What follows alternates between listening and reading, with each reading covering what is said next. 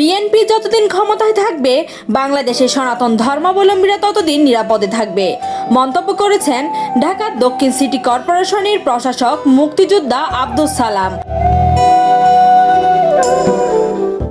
গতকাল সন্ধ্যায় রাজধানীর বিআরপি সার্বজনীন পূজা মন্দিরে মহানাম সংকীর্তন উদ্বোধনীতে তিনি একথা বলেন। নিজেকে মনে করবেন না আপনি একজন সংখ্যালঘু। এই দেশ আমার, এই দেশ আপনার, এই দেশ আমাদের। বর্তমান মাননীয় প্রধানমন্ত্রী জনাব তারেক রহমান একজন মানবিক মানুষ, একজন রাষ্ট্রের প্রধান হিসাবে হিন্দু ধর্মাবলম্বী ভাইয়েরা তাকে বেছে দিয়েছে। অনুষ্ঠানে প্রধানমন্ত্রী তারেক রহমান ও তার পরিবার এবং বাংলাদেশ ও বিশ্ব শান্তির জন্য কল্যাণ কামনা করেন।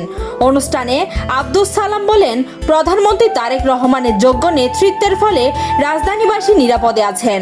সব দুর্যোগ মোকাবেলা করে সবাইকে একসাথে কাজ করার আহ্বান জানান তিনি। তিনি খালি মুসলমানদের প্রধানমন্ত্রী না, হিন্দু, বৌদ্ধ, খ্রিস্টান যত জাতি এখানে বসবাস করে সবার প্রধানমন্ত্রী তারেক রহমান। ঢাকা শহরের মানুষ আগের চেয়ে অনেক শান্তিতে আছে।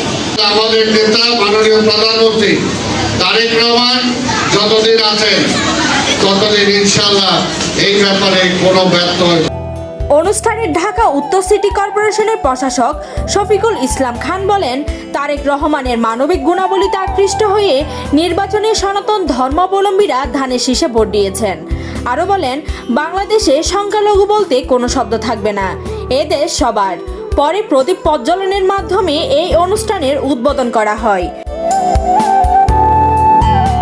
News desk, Hindus news.